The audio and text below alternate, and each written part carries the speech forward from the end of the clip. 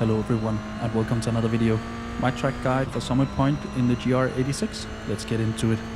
In a race, turn 1 is a great place to try and overtake, especially if you got a better exit than the car in front of you. But for qualifying you want to be all the way on the left. I brake halfway between the 3 cones and the 2 cones here on the left. I aim for about 85% brake pressure, easing that off all the way to the inside curb. There's a repaved part of the track. You can pretty much use that as a line through the corner. Once you get to the inside curb, you'll go full throttle again, and we can just keep following the repaved part when we exit the corner. That will put you out just about middle of the track. And now bring the car over to the right side of the track for turn 2, which is flat out. Stay on the right side of the track. If someone got a better exit, just be aware they might try and overtake you into turn 3. Turn 3 don't have that clear of a braking marker, or at least not for me, but I try and brake when I lose the tree here on the left out of my sight.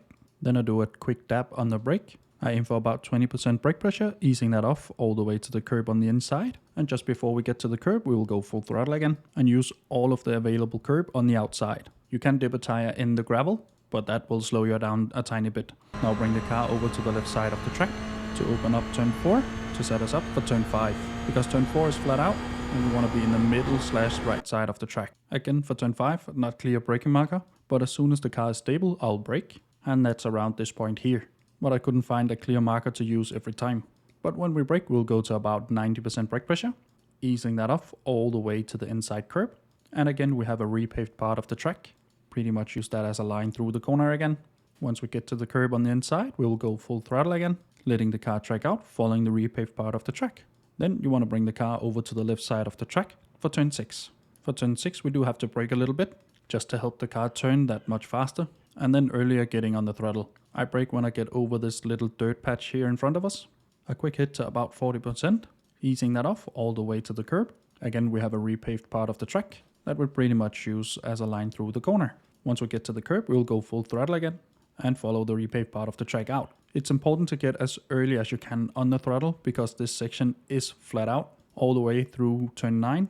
So through 7, 8 and 9, it's all about scrubbing off as little speed as possible and destroying the tires as little as possible.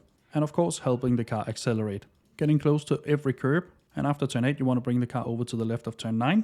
Turn in nice and early because we're going uphill, so we'll have more grip than we think. And of course using as much road as needed on the outside. Now the straight up to turn 10, people might try and overtake you if you get a bad exit out of 6. Just keep that in mind for the race. Turn 10 is all about carrying as much speed as we can out of the corner because we're going on to the longest straight of the track. My braking marker is this patch of dirt here on the left. When this begins, I'll be on the brake. I do an initial hit for about 20%, quickly easing off the brake to just a few percent all the way to the curb. Once we get to the curb, go full throttle again. Don't hit the curb on the inside, that will untilt the car quite a lot and spit you out into the gravel. Now use all of the road on the outside to help carry as much speed as you can on the exit. If you get into the gravel, that will slow the car down quite a lot. And now it's a drag race all the way to the start finish line. And that's my guide for a 1 minute 20.2.